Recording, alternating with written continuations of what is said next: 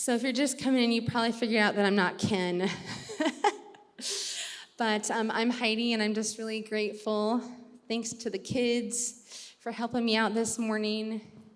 And I'm just really grateful to be able to share with you from a place of what I'm learning, not what I know and have down. Really quick, I'd love to hear, because we're going to talk about doors today, just shout it out. Is there any famous door that comes to mind when you think about a door, a story, or anybody? Wittenberg? Oh. Any others? I've got a few. Judah, you have one? Which one? An oak door. We have amazing doors here at this church. A couple doors that are my favorite doors. When Dorothy opens the door in The Wizard of Oz and that black and white of her life and then the color, man, that moment every time. Lucy Pevensey opens the wardrobe door in Narnia, and it leads her to Narnia. There's an old episode of The Twilight Zone I really like, where there's like a secret portal that shows up in the wall. And when we think about doors, they can have a lot of mixed emotions, a lot of feelings. What is a door? Sometimes it's a closing, sometimes it's an opening. It can be an ending, or it can be a beginning. It can be locked or unlocked, and there can be secrets behind doors, so they can feel kind of scary, but they can evoke wonder. My grandparents' house in Tacoma, they had all these secret rooms that, like, when they were taking a nap, I'd want to go see if I could open the door. If you guys get a chance to, this building has tons of rooms. So doors can have mixed emotions for us. Today, I'm going to talk about a really specific door. And then we're going to revisit what Jesus said to his disciples, because last week Ken talked about marriage, about divorce, about being single, and how Jesus talked about that. So I'm going to talk about a really specific husband and wife. And other than Jesus, this is my favorite character in the Bible, and her name is Gomer. And if you watched Andy Griffith at all, that could be a little confusing, because Gomer Pyle, if you remember Gomer, he's Andy's and Barney's annoying handyman, or he's a mechanic, yeah. And so the name Gomer, when I first, there's a character in the Bible named Gomer, and it's a woman, but she was born a long time before Andy Griffith, so we're going to talk about Gomer today.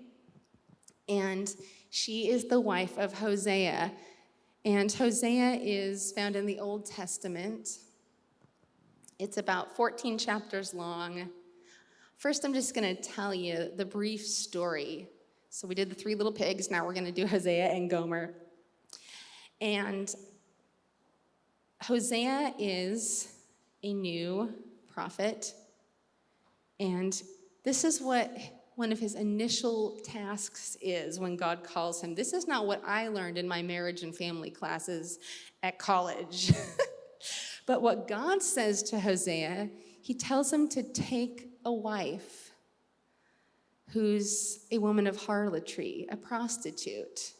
That's generally not the kind of woman that many young men are encouraged to marry. But God says you're going to marry a woman named Gomer, who's a prostitute, and she's going to have children in this environment of prostitution. And that's what God tells Hosea to do. And so he does. He marries this woman, has the children, and she continues this lifestyle while they're married. And eventually she finds herself in bondage because she's sold herself for things. And so it's a really bad story. But then we get to the good part in chapter 3. If you want to read this at home this week, Hosea goes and buys her back. He pays to have her freed. And then his words to her are, let's not do this anymore. I'm going to be faithful to you, and you need to be faithful to me, and he brings her home. So that's just the basic story of Hosea and Gomer. And this happens when Israel's in the middle of civil divide.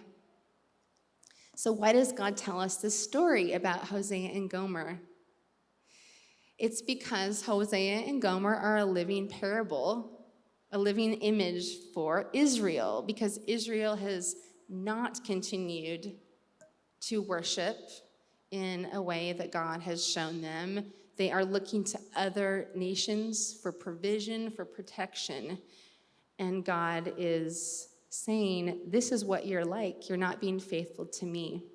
And God tells them, you're going to experience a lot of trouble and punishment. I'm really angry with you. You're going to be disgraced.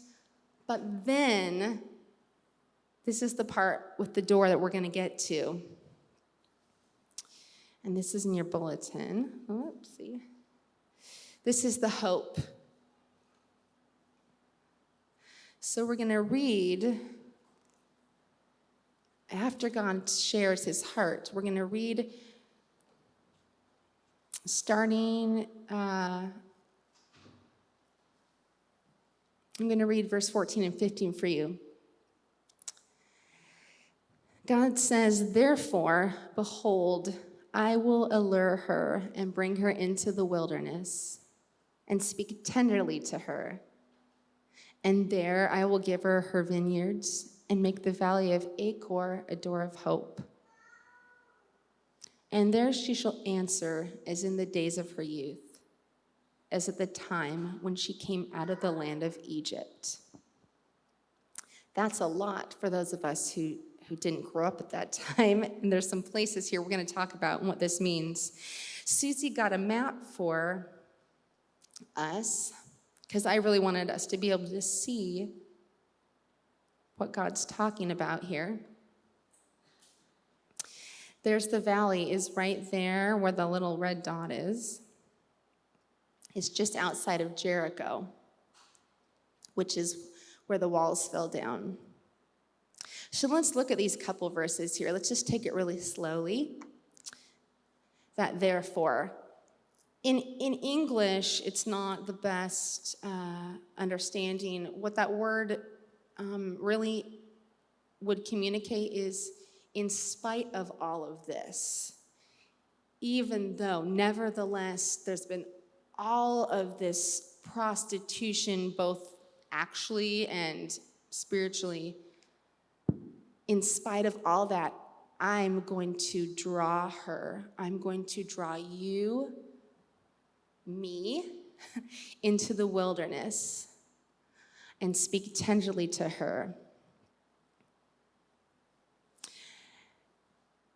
And these wilderness places we see throughout the scripture, God often goes there. This valley of Achor here, let's talk about that for a second. Achor was a really horrible memory for Israel. After they went into Jericho and they felt really good about God did it.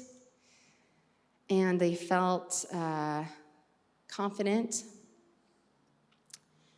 Then they go out to another battle, which is, they think it's going to be a much smaller battle. And they've got this. Well, it turns out it doesn't go well.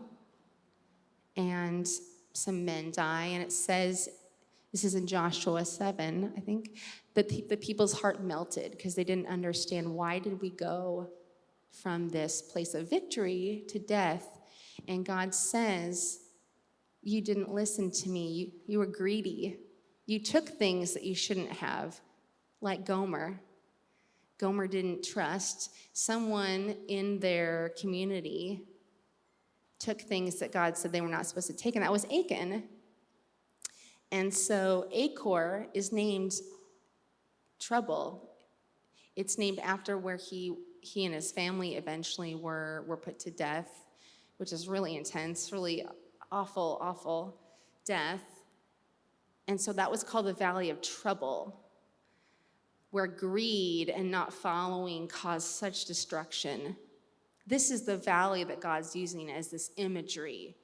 That place of horror, well, that's going to be hope, though. I'm going to bring you. We're going to deal with these things. And the story goes that once Achan and his family and the devoted things are, God deals with that, then they go on to healing and victory. This is where God says to you and me, I want to take you. I want to take you to these places that maybe you're ashamed of, that you're hiding, and that's where I'm going to meet you and bring you hope. So we don't obviously have that part of our history, but in our own nation, we have some horrific memories. The plantations in the South, Oregon itself, of indigenous people, their land being taken away, their lives being lost. We have some horrible things in our past. And it can be really difficult. But God doesn't want us to ignore those things. He wants us to acknowledge them and meet us there and then heal us. And so that's what he's saying to Gomer, is that's where I'm going to bring you healing. But we have to deal with it. And then he goes on to say, and there, in this wilderness place of acknowledgement and owning what's happened, and there she shall answer as in the days of her youth, as at the time when she came out of the land of Egypt. When they came out of Egypt, they didn't know how to provide for themselves, and so God provided for them supernaturally with the manna, with the quail. And that's what God is saying is, even though you've provided for yourself in the wrong way, we're going to do it over again because my grace is retroactive.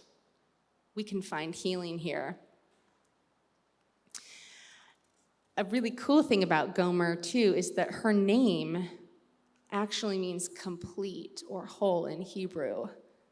So she's named in wholeness, and so God is so gracious to us. We are Gomer, but we are in him. We're complete and whole. So that's where Achor is, and that's the valley that he's talking about.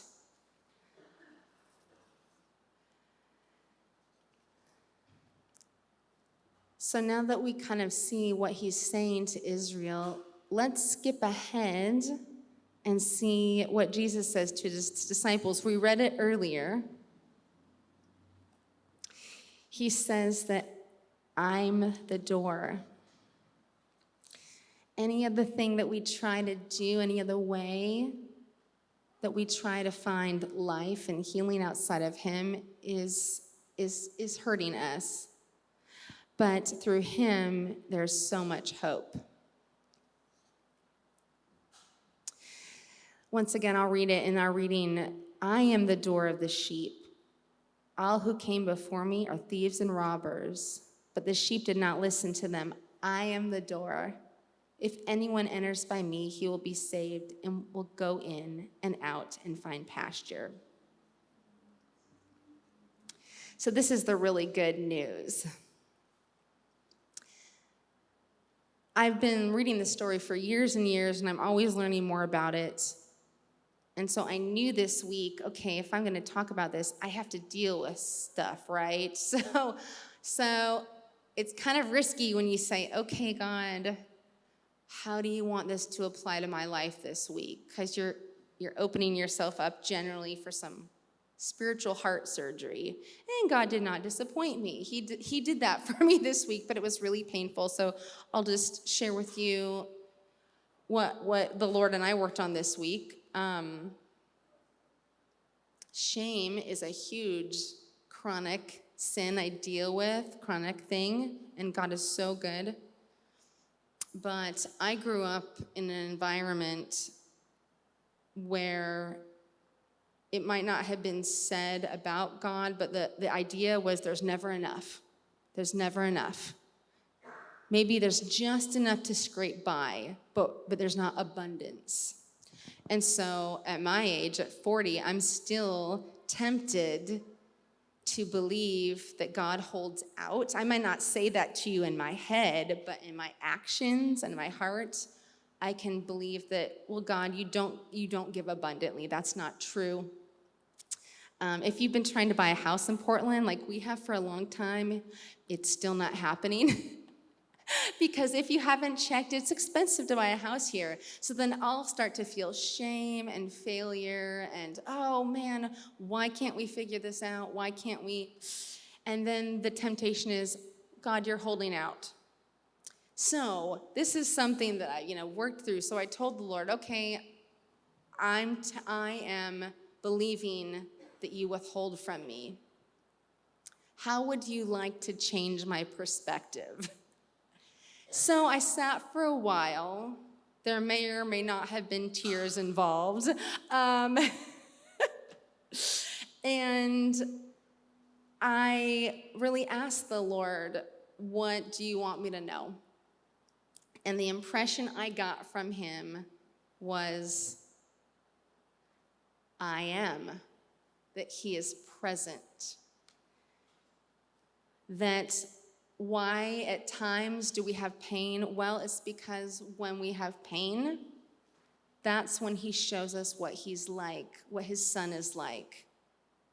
And I really felt like he wanted me to confess the lie that he withholds to him, and I did, and say, okay, I believe that you are present, that you are hope even in darkness, that you provide what I need today.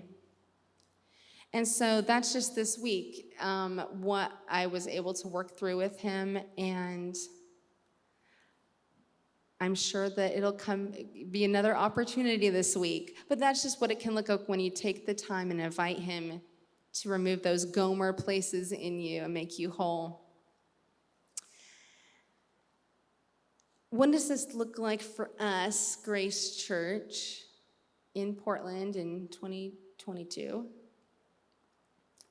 Well, something that I love, and you guys know Ken and our church council, it means that we don't have to fear addressing painful issues in our culture, of our past. If there's been sin in the past that we're being made aware of, or God is like, hey, that means that we don't run from it. It means that if God shows us something now, his grace is for now and for the past. So we don't have to run from those wilderness places. It means that when these doors open and you come in, this is a courageous room, because it can be really scary to come into a place like this and not know, what are people going to say? What if they knew? So as I look around this room, if you're here, then you're a courageous person, because you walked through those doors today, and you're really brave. Even if you never say a word, you're really brave. And so any person who visits or who just pops in is courageous, and this is a safe room for that. And I love you because you are safe people, and I love you. If you're visual like me, a really practical thing is you could go on a door scavenger hunt. If you're just in Portland, just alone, there are so many doors.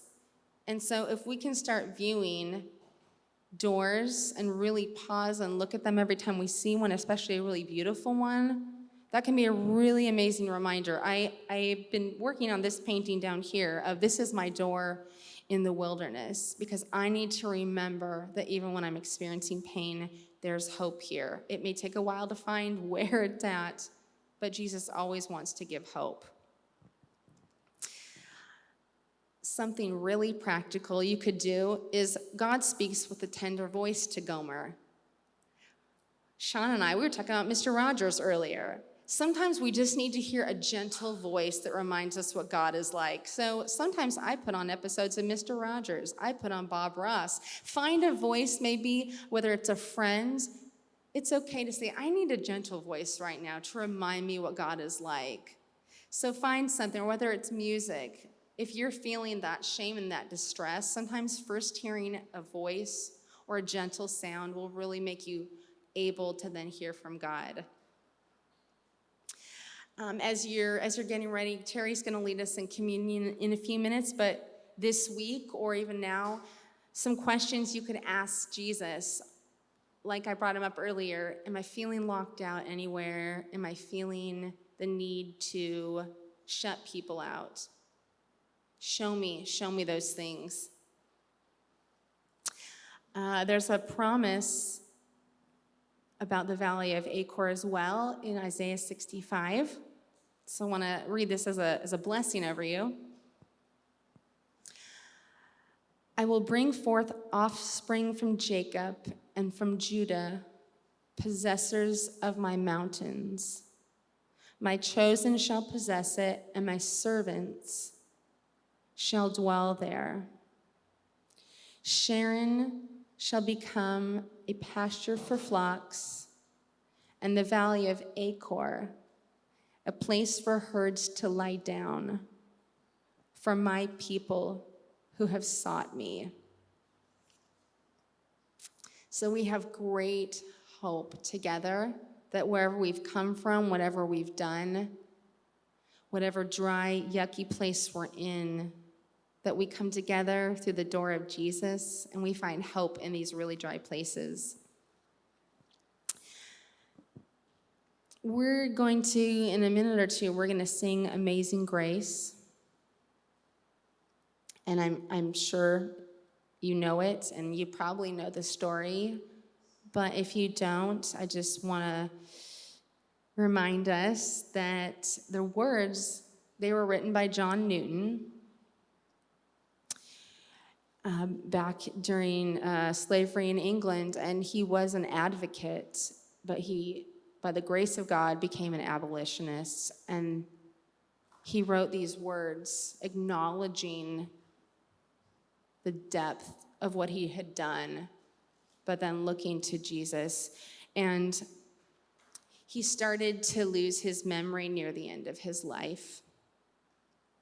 But here's what he said as he was in his twilight years. He said, "Although my memory is fading, I remember two things very clearly. I am a great sinner, and Christ is a great Savior." So let me just bless you this morning, and then we're going to sing and prepare for communion. Jesus, I want to just say that I need you. I thank you that you have hope for me. You had hope for Gomer. You had and do you have hope for the people of Israel. You have hope for the world. So I want to bless my friends here today. If any of them are feeling fear or shame or anxiety, I want to bless them now with hope. I want to thank you for being the door, that you are a way of comfort and hope. And so I just invite you to lead us and to show us practically what it means to be people of grace in Portland in 2022. Thank you that you do show us when we ask you. So I bless my friends with hope today.